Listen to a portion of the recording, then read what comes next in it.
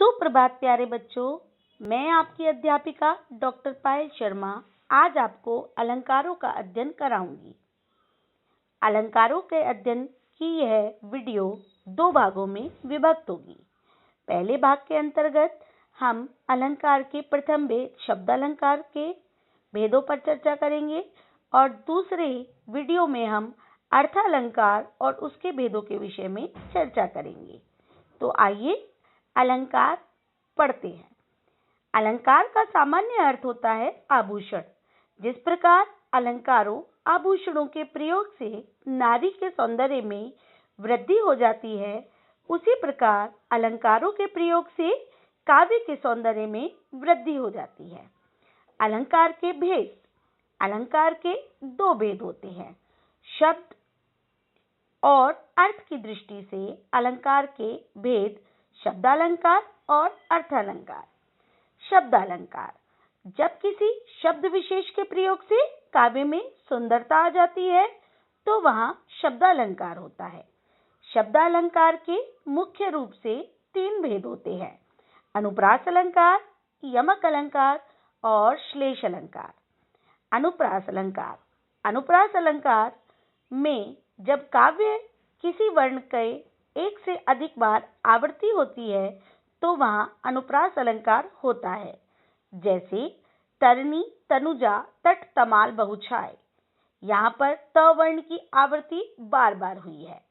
मुदित, महीपति, मंदिर आए, या म वर्ण की आवृत्ति बार बार हुई है।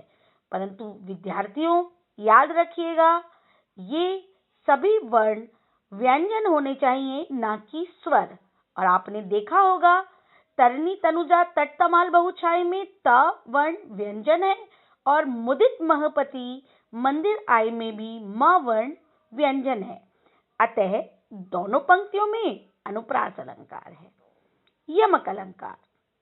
यमक अलंकार में जब काव्य में किसी शब्द की आवृत्ति एक से अधिक बार हो किंतु उन शब्दों के अर्थ अलग अलग हो, वहां पर यमक अलंकार होता है। जैसे कनक कनकते सौगुनी, मादकता अधिकाय, वा खाए बौराए नर, वा पाए बौराए। इन पंक्तियों में कनक शब्द 2 बार प्रयुक्त हुआ है, परंतु दोनों बार अर्थ भिन्न भिन्न है। एक कनक का अर्थ धतूरा है अर्थात नशीला पदार्थ, तो दूसरे कनक का अर्थ सोना है, एक बहुमूल्य धातु। अगला उदाहरण, वह 3 बेर खाती थी, वह 3 बेर खाती है। यहाँ 3 बेर शब्द 2 बार प्रयुक्त हुआ है, जिसका अर्थ है 3 बार और 3 बेर, एक फल विशेष। अगला अलंकार श्लेष अलंकार। श्लेष का अर्थ चिपकना होता है। श्लेष अलंकार में काव्य में प्रयुक्त एक शब्द के जब एक से अधिक अर्थ हो तब वहां एक ही शब्द कई अर्थों का बोध कराता है, वहां पर श्लेष अलंकार होता है।